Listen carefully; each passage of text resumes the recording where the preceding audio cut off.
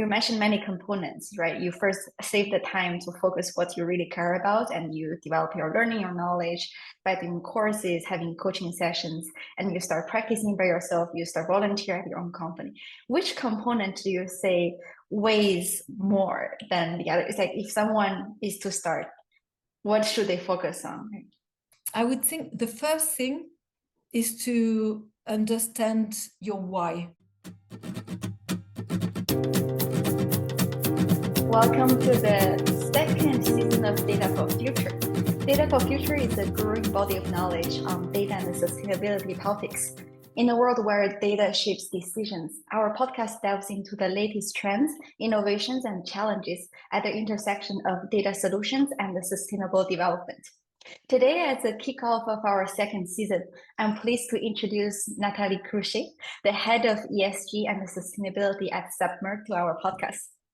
I met Nathalie in a climate workshop and was intrigued by how she shifted her over 20 years of professional career in IT sector into leading the ESG and the sustainability department at Submer. So today, let's embark on the conversation and dive into her journey and learn about what is the daily job like for a head of sustainability. Hi, thank you. Welcome, Nathalie. Thank you for inviting me to your podcast. Yeah, so maybe you can also give us a little introduction about you and Submer. Yeah, sure. So, well, as you said, I'm Nathalie Cruchet. I'm a 45 years old French woman living in Spain. I deeply care for people and for the environment, and I think you could say that I'm an activist. And I'm also a happy mother of two boys. And on the professional side, as you mentioned earlier, I've been working 20 years in the IT industry, mainly in sales and customer success management role for Europe and Asia. And a bit less than a year ago, I shifted my career to head sustainability at the company Submer, that you also mentioned. So Submer is a Spanish company that was created back in 2015 by Daniel Pope and Paul Vols with the idea of cooling data center more sustainably and efficiently. So our technology is called immersion cooling. So meaning instead of cooling data center servers with air cooling, we immerse them in a liquid solution. And that helps data center reduce significantly the energy, water consumption, greenhouse gases emission. It increases the lifespan of the hardware, and it also enables heat reuse. Very interesting. I have so many questions about Submer and your day-to-day job. But first and foremost, what led you into this transition about over a year ago? What drives your change of your career focus? What drove that change was the need of purpose. I needed to be aligned with myself and dedicate my career doing something that was meaningful to me. So I've always been involved in the environment and social causes, and whether it was like during my free time, volunteering, or at work also, I volunteered to lead sustainable initiatives.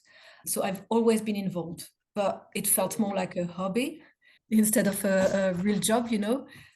And I remember about 4 years ago, I was driving, it was a weekend, I was driving back home with the kids and their friends from the cinema and thinking of going back to work on the Monday. I got some anxieties.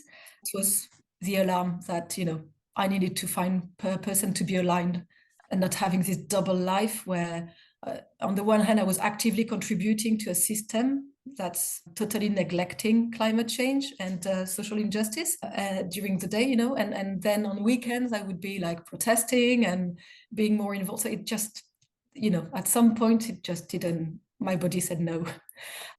So, but the company, yeah, you can relate to that, no? Totally. So that was, you mentioned about more than 4 years ago, and how long from having this thought to actually realize the career transition? What happened in between? So the first step was to reduce my working time. So I went from a 5 days working week to a 4 days working week. And I have to say my company was like really understanding and they made everything very easy for me. And then I had another day, to concentrate in things I really liked. So I've done some coaching, like personal coaching, and then I've educated myself. I've done a course with Cambridge on circularity and sustainability. I implemented things like I began to do like a zero waste at home. And then after implementing it at home, I was doing like, advices to people that were volunteering to become zero waste. And then COVID struck. So I had the kids at home and work. And so I left that a little bit on pause for like 6 to 8 months. And then I began again. And that's it. So basically learning, the company I was working with was really nice, like letting me create a sustainability committee worldwide. So, but again, it was still volunteering. And then I had the opportunity that came with Submer, and I applied and it worked, and I'm very happy of the change. That's awesome. I think those are the steps I heard about, when people think about transitioning to a sustainability-driven career. You mentioned many components, right? You first save the time to focus what you really care about, and you develop your learning, your knowledge by doing courses, having coaching sessions, and you start practicing by yourself, you start volunteering at your own company. Which component do you say weighs more than the other? It's like if someone is to start, what should they focus on? I would think the first thing is to understand your why. That was an exercise that just took me half an hour to do, which was recommended by a coach I had at the time. And it's you go with someone that you trust, and basically you get them to be active listening to you and to just ask you one question, why, and 5 times. So the first question would be like, why do you want a life change, for example? And then you just go and explain and explain and explain, and then you finish explaining and say, okay, why? And then you go deeper and deeper and deeper. And it takes 15 minutes, half an hour, but at some point your brain stops thinking and the answers come from inside, and then you really find out what it is you want to do here, what is your purpose in life. Once you found that, everything gets way easier. Like once you find that, you can have your vision. And once you have your vision, what I would recommend to people, spend 15 minutes every day just for yourself thinking about this vision and how can you get closer to it. Just those 15 minutes every day, and that is life-changing. That's very interesting. You emphasize on the benefit you get from the coach part to shape your vision. Do you do that often?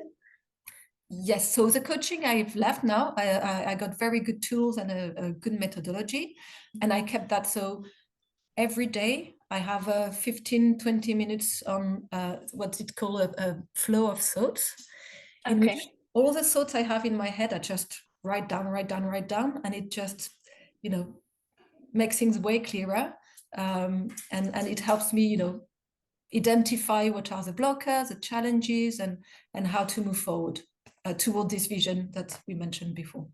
And another thing I kept also, and that I would recommend everyone, when I moved from 5 days to 4 days a week, didn't decrease my responsibilities. I still had the same amount of work on 4 days than I had on 5 days, which allowed me to keep the same salary, so I could make my transition easily. And to do that, I had to really manage my time. And a key thing was Monday, hour 1. So this is Brooke Castillo that has this methodology, which consists in that, you have every Monday for 1 hour, you don't even look at your email, you don't do anything but put everything on paper, on everything you think you have to do. So you just put all your to-do, and then you organize, you consider, okay, what is going to take what time, what is the priority of each thing, and how do I organize my week? Keeping time for focus time and the other, and then you don't have a to-do anymore. Everything is on your calendar, and then you don't have to think. Basically, your week is just automated, and that is very good to be efficient and to be concentrating on what's important. Yeah, that's a good tip. Always, as you mentioned, time management is a very key component here, right? Most people want to do the career transition, but they also want a certain stability with their income. So how to keep the job but find time to dedicate to your vision, a very good strategy for people who want to occur some change. Where did you go about finding your coaches? So the first one, I listened to a podcast. It was a French woman called Clotilde Dussoulier, and she was speaking about life coaching. And so I went searching, and that's where I found Brooke Castillo. So I went on this online. I liked it because it's on demand, so I could have the coaching when I needed. It was online coaching, so that was okay. I liked it, but it was not the type of coaching I liked. It helped me for time management. Then after, I had a friend that I saw that he was really good, and he was doing some coaching. So I asked him also to help me, and it was good. It helped me a bit. But what was life-changing was this Clotilde Dussoulier. She has an online program which is called Change ma vie, so change my life in French. And I subscribed there, and it's not personal coaching, it's group coaching, and very good methodology, and that was the right one for me. So that's another thing, you know, coaching, you can have different type of coaching. It's difficult to find the one, but you have to keep looking until you find the one that suits you. Yeah, for sure, for sure. That's a very good tip. I'm gonna ask you for the link so I can put in the show notes. Yeah. Cool, very nice. So that was, 4 years back when you started thinking about the transition and started doing action. Then until you land the job at Submer, what are the ups and downs in between? What are some highlights or, biggest learning lessons you would like to share? From the moment I decided and I knew where I wanted to go, even though it might have taken 4 years, I've learned so much and I've done so many things. So for example, the zero waste consultancy, it was great for me because I actually got to go outside of my comfort zone, trying to find potential customers. At the end, they were just volunteers, you know, and try to go outside of my comfort zone to really understand their needs and really try to find solutions that were specific to them. So that was great. But at the end, I realized that I couldn't live off that.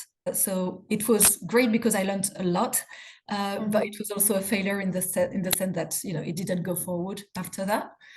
Then within my company, my previous company, I was really happy because I was given, as I said before, like I was already having like a sustainability team within the Barcelona office. So I was managing the office, and we were very active. We had many things that we were putting in place, whether it was giving back to the community or reducing our impact as an office.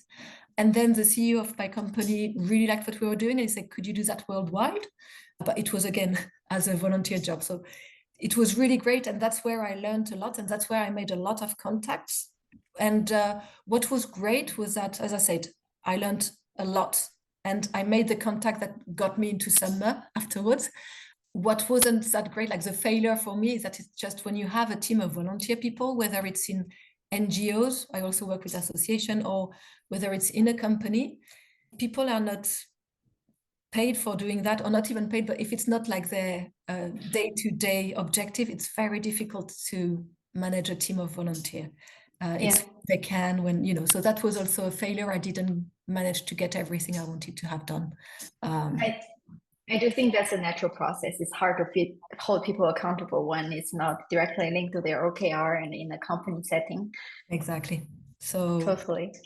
I still was very motivated, you know. I thought like I would be able to change the company I worked from at the time from inside, and I was really hopeful. But then I got this opportunity at Submer. Like they came to me, and I wasn't especially open because I really thought I could change the other company I was working with. But then they told me like, we need someone to get sustainability as part of the DNA of every single employee. And I was like, wow, okay. I mean, that's the goal. Perfectly aligned with my vision. So that was it. And I left my comfort zone, and my, you know, everything was comfortable where I was working. I loved the people I was working with. The company was always letting me freedom to do things but that's it. It was a real challenge, and it was like 100% of my time doing 100% of what I like. So what a good feeling to hear that, you know. Nowadays, I think there is a good proportion of people who are looking to transition to climate career. They don't have this opportunity yet. And as you mentioned in your process, like volunteering and trying different things and fail throughout the way is definitely a very important step. Then Let's switch to your time at Submer. Now that you're leading the team and you're mentioning you're spending 100% of your time doing things you like, then what are you doing now? Okay, so it was a bit of a blank canvas when I came to Submer, which was great. And so it was totally new. I remember like I'd been managing teams for 18 years. I've been a manager. And so it was a weird feeling to be by myself and Okay. to just have 100% of the day just for my activities. It was a great feeling, although I love working with people. I loved having a team at the time.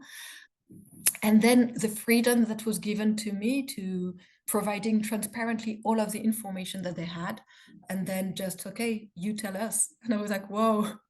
So I Okay. have to say I had like very good mentors. Mhm. We are lucky to have two impact investors at Submer. So meaning that they invest in companies that have an impact on the industry. And so both those investors have a chief sustainability officer. And the third investor that we have also called Mundi is not an impact investor, but they're really committed to sustainability. And they also have a chief sustainability officer. So between Planet First, Norscan, and Mundi, I had three chief sustainability officers that were there to help me and to guide me. Okay. Sergio, Agnes, and Yoko, if you hear me, thank you very much. And so they helped me to put in place a plan that made sense.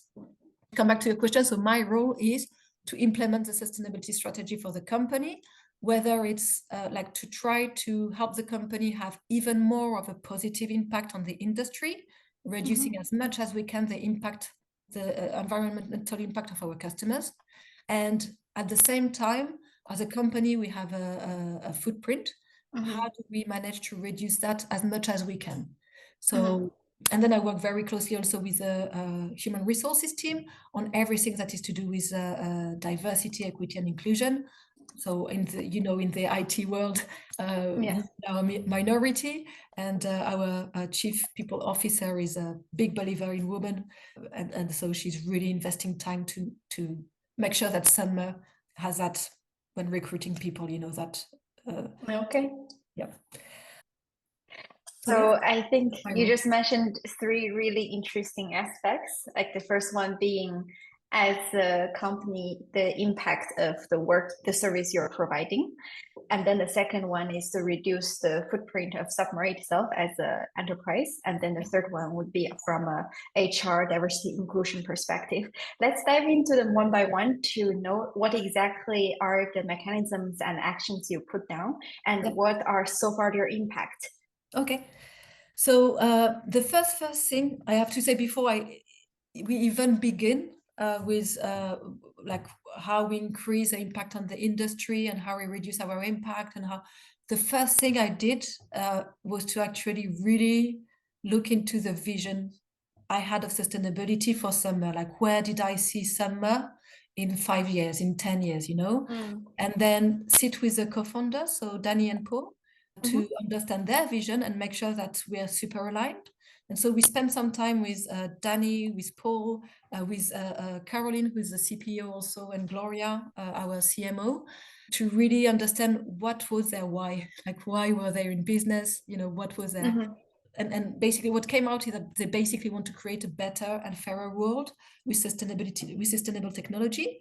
Once you have that, it flies, once the soul of the company is to have an impact, everything cascades down. So I would say that this is the first step, is really to have that sealed in the foundation of the company, and then analyze the data. So to be able to see how we can have a positive impact on the industry, the first thing is to understand what is our impact.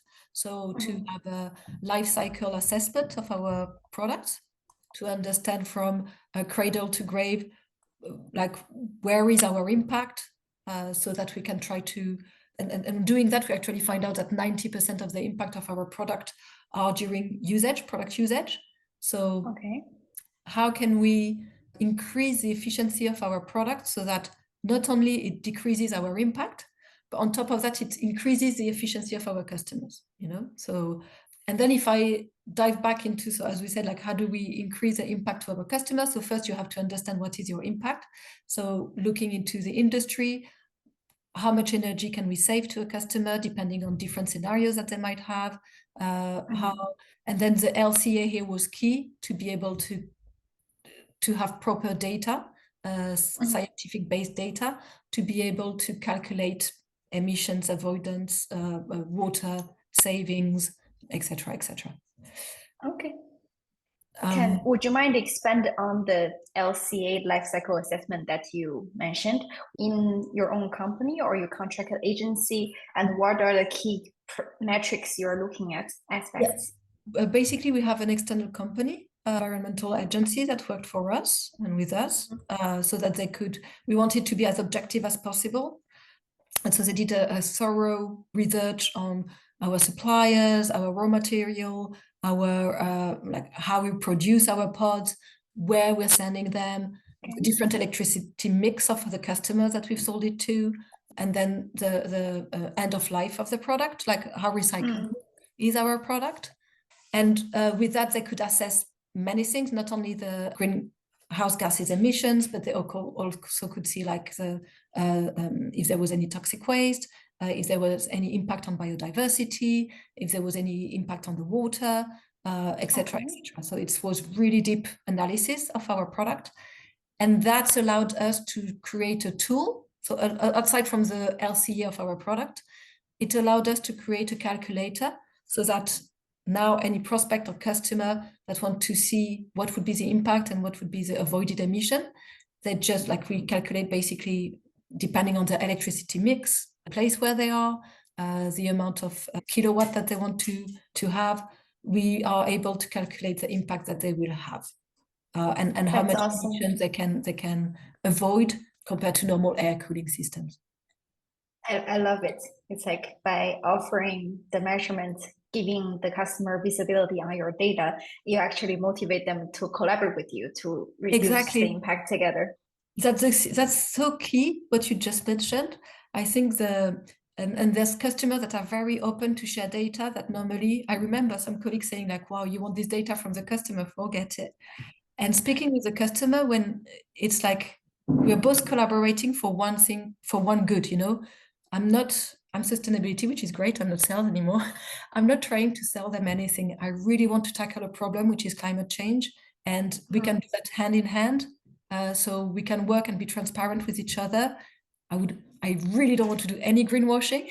So to be as transparent as possible with the customer is key. And I find that the answer from customers is really, really positive. That's awesome. That's all the stars align.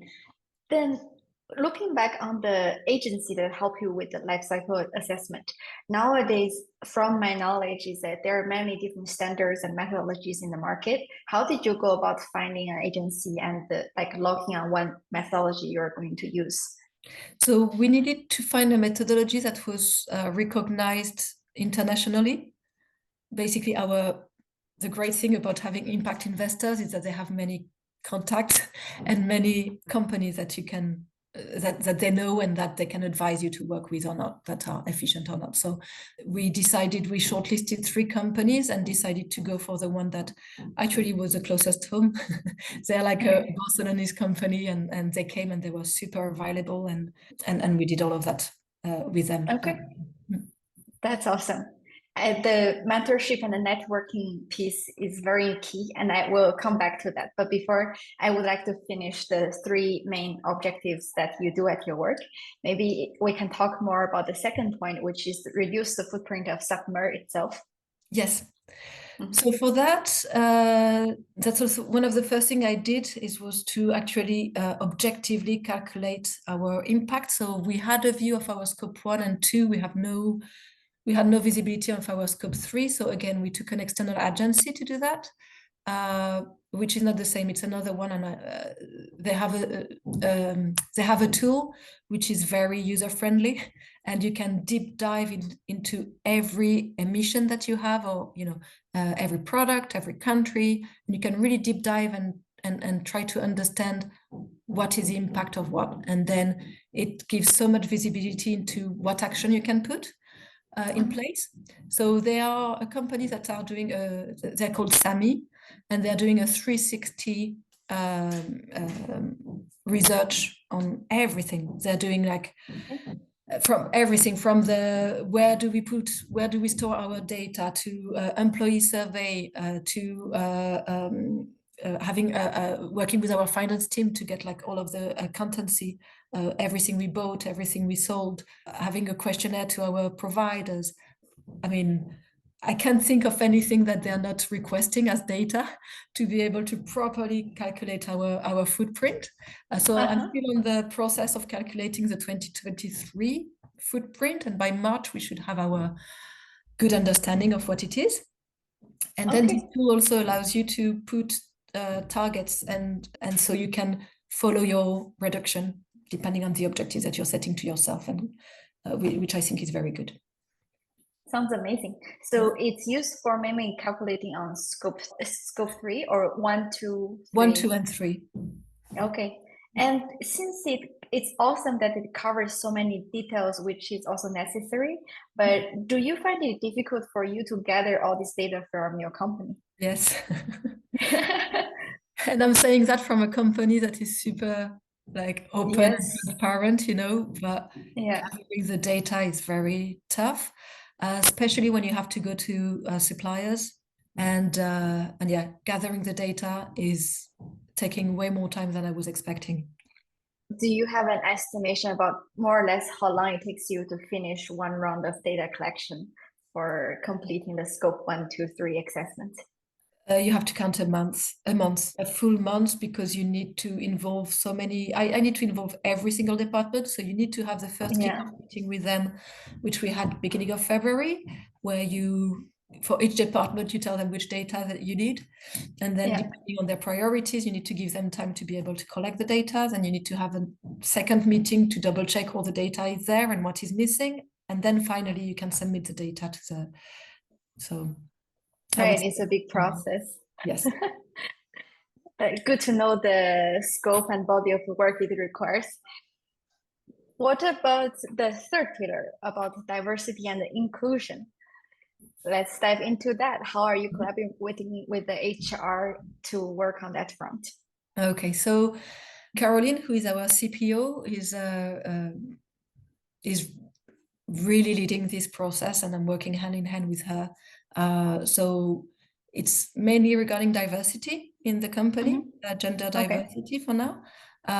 So as you know, the IT industry is mainly male dominated, I would say 2080 overall. So the process that we're taking is that in recruitment process, we will not validate any new hire without having interviewed at least one woman. Okay. So that is like a key process. And then another thing also is regarding the objectives.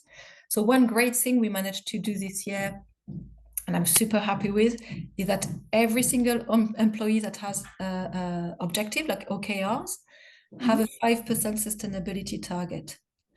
Okay, and then I'll go through that afterwards regarding like the workshops that we've done together, you know, like climate risk, etc. But anyway, specifically on the DEI piece, the entire human resources team has a 5% target on increasing the amount of women that are part of the company for the rest of the year. So we are at 23% of women in the company, and the target they have is to reach 27% by the end of the year. That's great. And I love the methodology you put in between, like how you have to involve at least one woman in the candidate pool. I never heard of that before, but it's smart. Okay, great. So thank you very much for sharing what your focuses are. And as mentioned, I want to go back to the mentorship and the networking part, as from personal perspective, I believe it's one of the key components, right?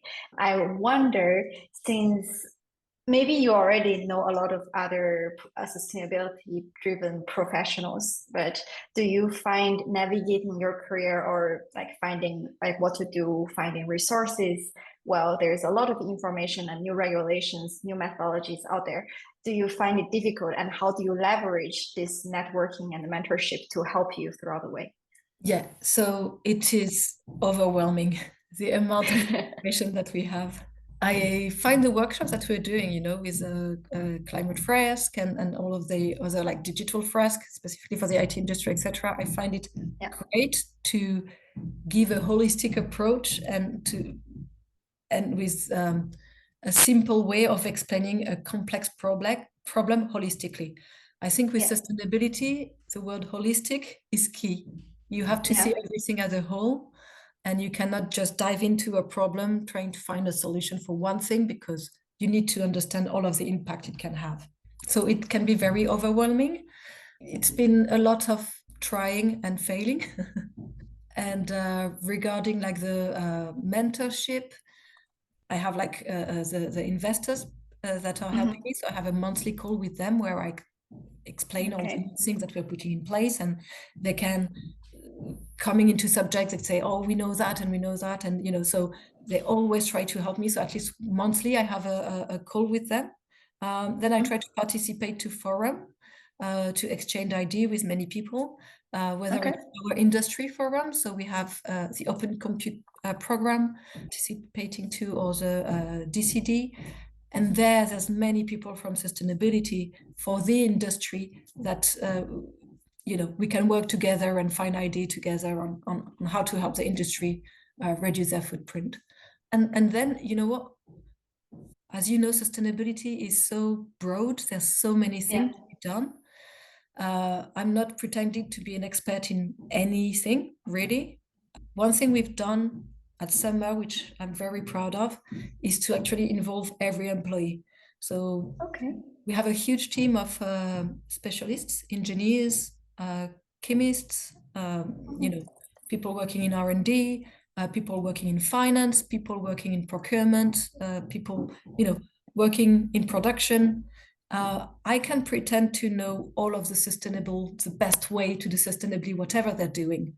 Yeah. They probably wouldn't know if they asked themselves a question. Mhm. So what we've done, and that was a big project for January for 2024, my objective is that every single employee at Submer should be part of the sustainability journey of the company. So not only do they have the goal, they're actually defining what this goal is. And how we're doing that is by first raising awareness so that they understand what the problem is of climate change. And that's doing climate fresk. So all of the months of January, I've done climate fresk for every department. So we do Wow. there is 93 employees that have had the climate fresk up to date. And the idea is that they do the 3-hour climate fresk. Generally, people, although they could be like, they know about when they do the fresk, they're like, oh my God, it's really a slap in the face to realize holistically what is the impact. And Agree. Agree. and uh, and after the 3-hour fresk, I add an hour to it, which is a brainstorming session. And because the fresk is specifically for one department, this Mm. department has to visualize themselves in 2030 and what it is they've done to change the needle, to move the needle as a department in Submer.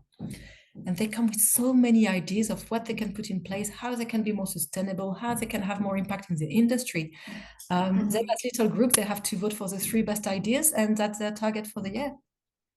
That's awesome. I love the approach. Not only you have the top-down vision and goals, and you're motivating bottom up with education and the group collaborating sessions. Very, very powerful. And then just continue, like want to give a shout out to Climate Fresk, these kind of climate workshops.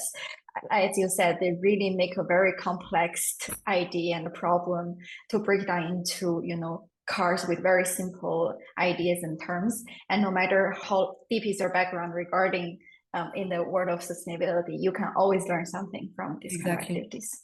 Yeah. Yeah, So enablement is super. going to be a cornerstone of my sustainability strategy this year.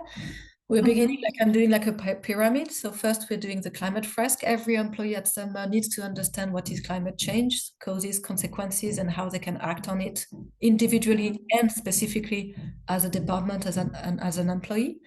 Then Yeah. the second level is going to be, the digital fresk to understand our industry impact. And then we're going to go deeper and deeper and deeper into our industry. Mm. And my ideal would be, to have an ambassador per department, and we enable them specifically for the department, to develop sustainability in what they're specialized. That's great. I would like to have that kind of opportunity within my company. So that's really cool to hear. Then you just mentioned about your sustainability strategy. I like the pyramid approach about the level of learning that you go into more and more niche. How about the other aspects? Can you give us a brief view about how do you set up this sustainability strategy at Submer? Yeah. Okay. As I said, like the internal collaboration is key. Like part of the objective of sustainability as a strategy for this year is going to be for every single department to think sustainably. Another Mhm. key component is not only that every department thinks like that, but my goal will be achieved by end of the year if the management team in every decision they take, they consider sustainability. It doesn't necessarily Okay. mean that the decision is going to be sustainable, but at least they ask themselves the question, is what we're going to Yeah. do sustainable or not? If it's not, why are we doing it? When we get to that level, I think I'll be very, very happy. And we are on a good way. I mean, it's a very willing company and management team. Then the second thing is going to be, as I said, enablement.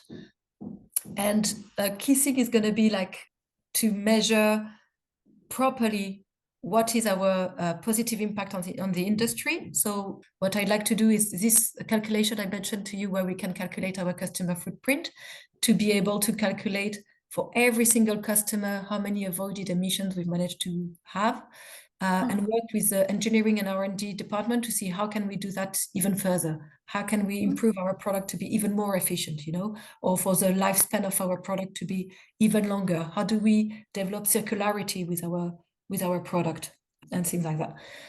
And then measurement with data. Like data is king and key for us to be able to take decision. You wouldn't be able to take proper decision if you didn't have data. Yeah. So as I said earlier, like once we get in March our full scope 1, 2, and 3 to set proper goals into how do we reduce our footprint, Sure. Set goals with the data, not setting goals Mhm. just because I think, but once I have the Yeah. clear data, setting goals with each aspect of the company to reduce our footprint. And then there's other things that we really want to work on and be careful with. Our supply chain, Mm. very important to do. We just implemented supply chain due diligence to make sure that our suppliers are respecting human rights. There's no corruption, and Yeah. we're trying to look into implementing the environmental impact our suppliers can have. For now, we're just doing our tier 1 partners. My idea would be that as time goes, to try to go to tier 2 and tier 3 partners, so the suppliers of my suppliers, up to the raw Yeah. material piece. And the same with our customers, to have a process. We're implementing a process because we might not want to be doing business with controversial business companies. Mm. How do we Okay. prevent that? So we're implementing a policy which is called like KYC, know your customer, Okay. you know, to make sure that we don't work with controversial businesses. Okay. Interesting. So, of the aspects you mentioned, I just see it seems to be that the company dedicate a lot of resource for sustainability causes, right?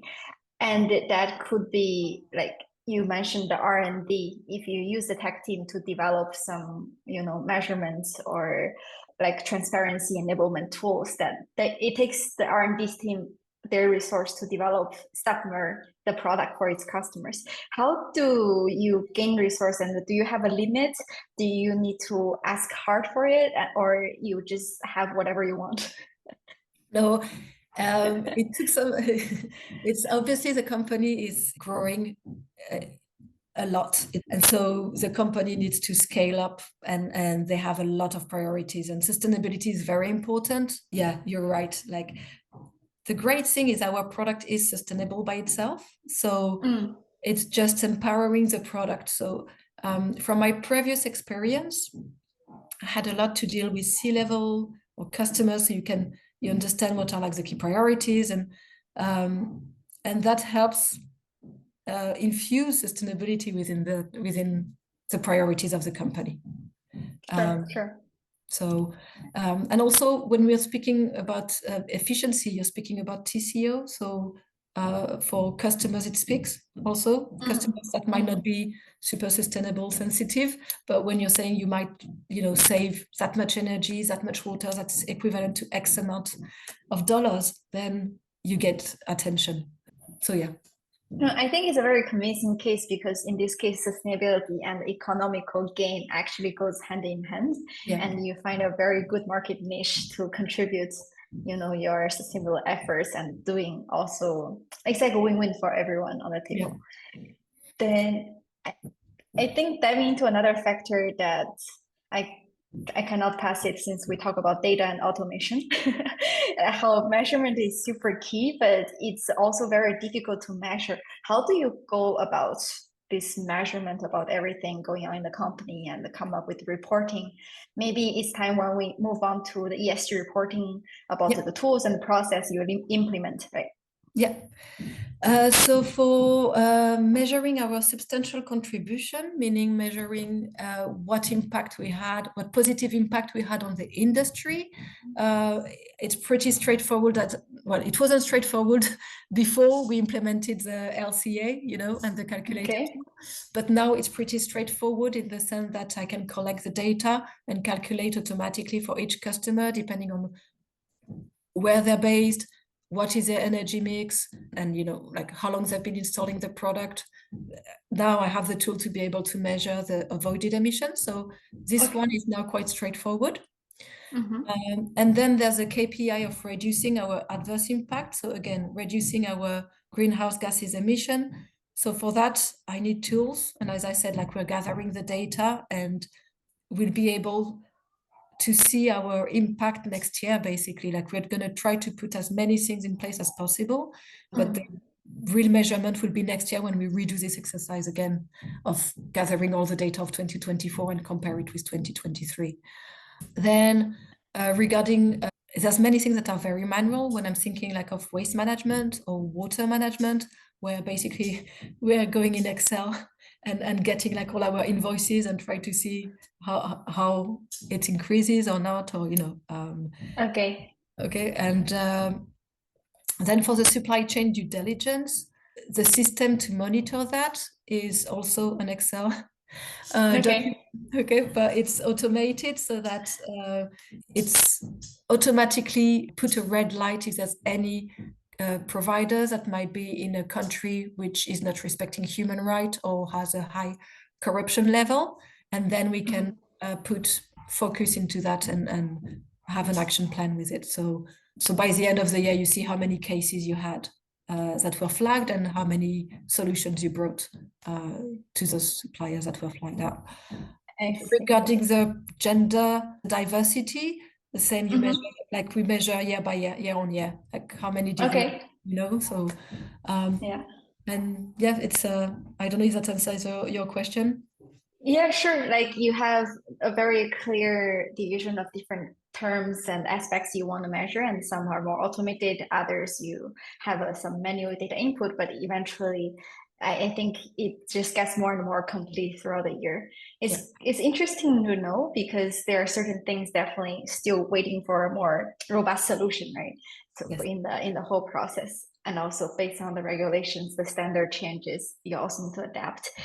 It seems that you have a lot of good tailwinds in your work, how you grow the department and set up your initiatives, completing your own objectives and OKRs.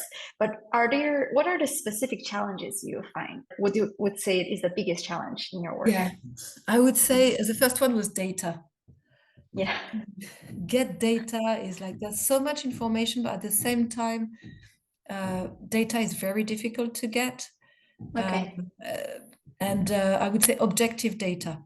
When I'm looking into industry trends or industry's impact, depending where you're going, it can be biased, or so it's quite difficult to find good objective data. There's some key providers of data that you can trust, but overall it's quite difficult to gather the data.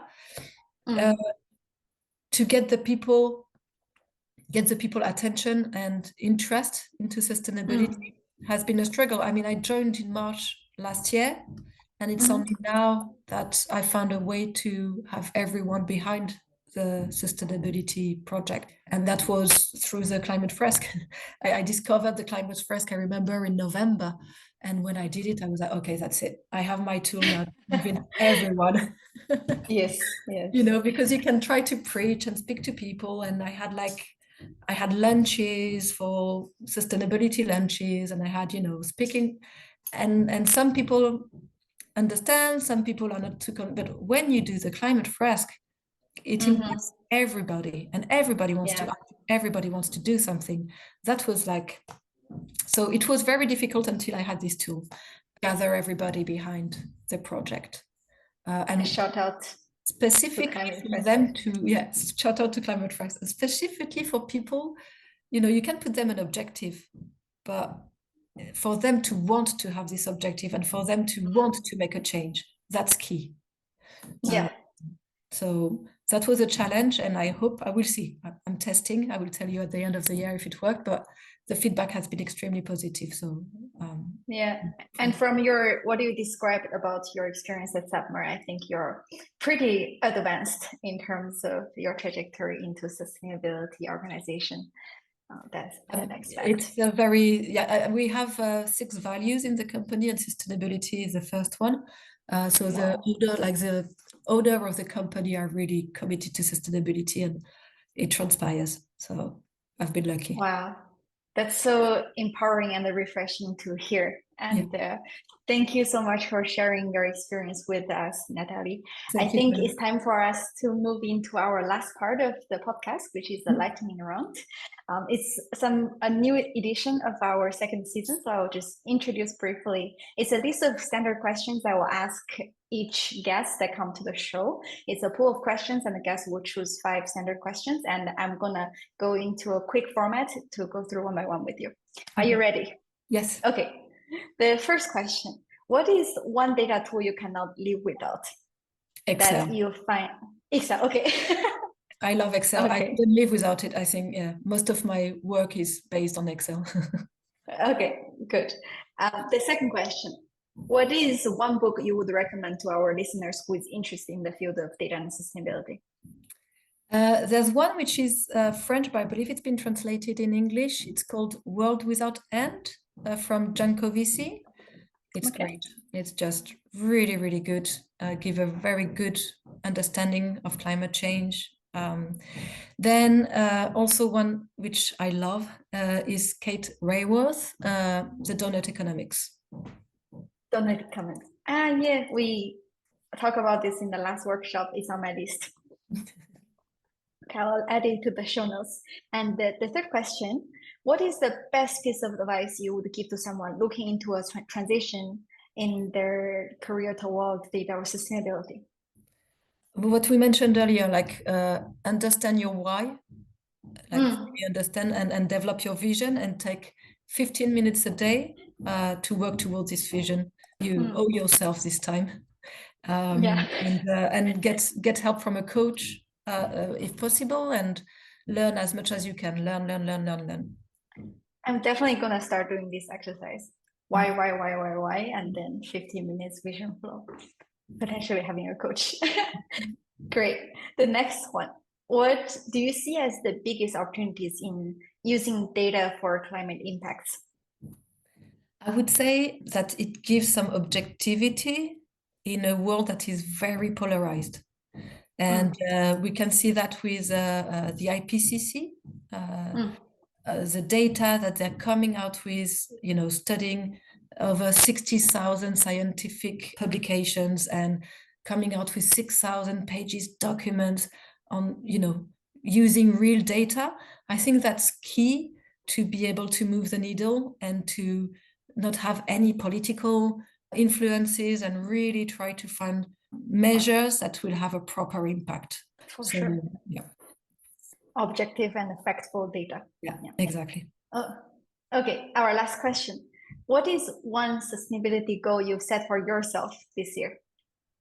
Oh, since I did the climate fresk in November, to get as many people as possible involved to tackle climate change, and by raising awareness on workshops. So I do workshop in Submer, and I will do outside of Submer, and getting as many people as possible motivated to act. Totally. I would continue on that note, encourage every listener of us, if you haven't heard of or have done a climate fresk, go check it out right now. Totally. Okay, great. Thank you so much, Nathalie. It's super refreshing to know your work and go into detail about the life of a sustainability and ESG head of a very, very sustainability driven company. Thank you very much. Thank you so much, Tammy.